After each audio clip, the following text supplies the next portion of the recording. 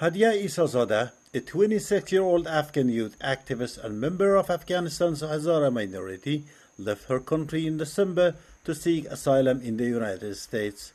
The native of Mazar-e-Sharif in northern Afghanistan is a survivor of a massacre by Taliban militants after they first captured the city on August 8, 1998.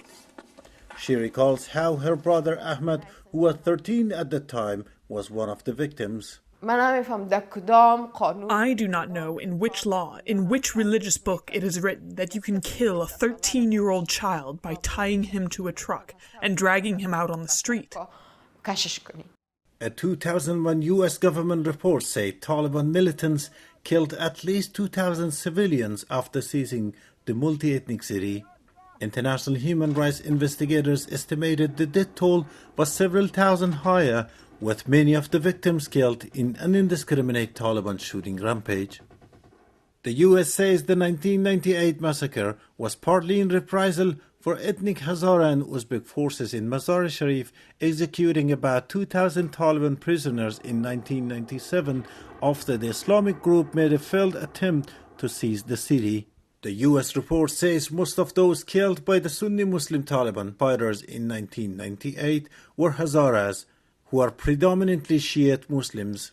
Masuma, another Hazara woman who lives in Mazar-e-Sharif, also lost loved ones in the massacre. Speaking to VOA days before the Taliban's latest capture of the city, she recalled an incident in which she said a Taliban fighter shot and killed her husband in front of her.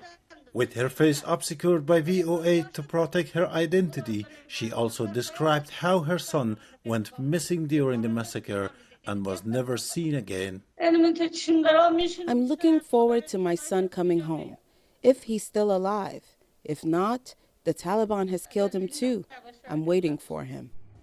As the Taliban moved swiftly in recent months to retake control of Afghanistan, the group pledged not to repeat some of the harshest features of their previous rule.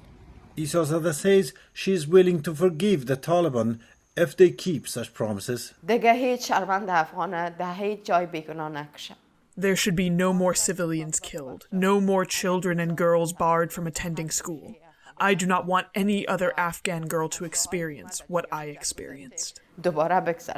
However, Boston-based Afghan historian Zahra Lutfi says there is no sign of the Taliban changing its ways. After all these years, the Taliban's policy toward the Hazaras has always been to pursue targeted killings of the Hazara people.